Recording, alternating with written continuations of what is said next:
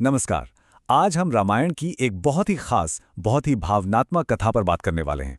ये वो अध्याय है जहां दोस्ती का एक वचन पूरे महाकाव्य की दिशा ही बदल देता है।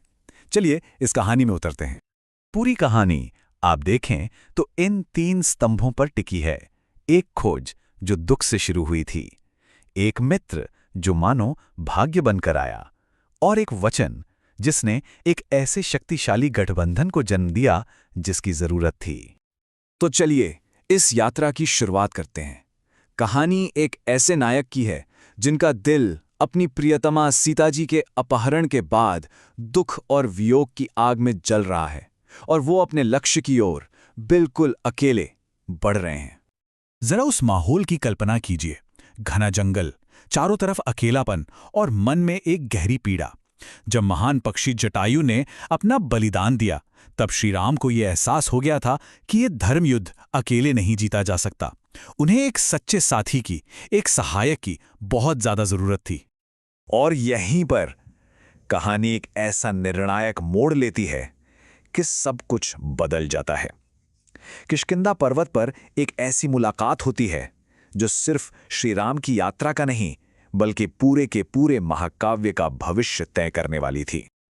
और यहां कहानी में प्रवेश होता है हनुमान जी का। देखिए, वो सिर्फ एक पात्र नहीं है, वो तो शक्ति, ज्ञान और अटूट भक्ति का प्रतीक है। और उनका इस कहानी में योगदान, सच मानिए, बहुत महत्वपूर्ण है। हनुमान जी की दिव्य दृष्टि सचमुच अद्भुत थी। उन्होंने पहली ही नजर में श्री राम के तेज और उनके दिव्य स्वरूप को पहचान लिया। वो उसी क्षण समझ गए थे कि उनकी नियति क्या है, इन प्रभु की सेवा करना। अच्छा, तो इस कहानी को जो आगे बढ़ाते हैं वो ये 4 मुख्य पात्र हैं। श्री राम, जो अपने धर्म की स्थापना के लक्ष्य पर हैं। हनुमान जी, जो एक मार्गदर्शक की तरह है।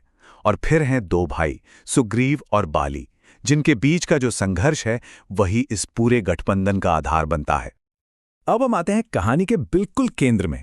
ये वो पल है जहां 2 शक्तिशाली लोग एक दूसरे की जरूरत और विश्वास के आधार पर एक पवित्र समझौता करते हैं। एक ऐसा समझौता जिसे अग्नि को साक्षी मानकर लिया गया था।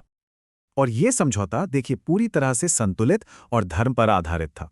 एक तरफ श्री राम ने सुग्रीव को उनका खोया हुआ राज्य और सम्मान वापस दिलाने का वचन दिया, तो दूसरी तरफ सुग्रीव ने सीता जी को खोजने के लिए अपनी पूरी की पूरी वानर सेना को समर्पित करने का वादा किया।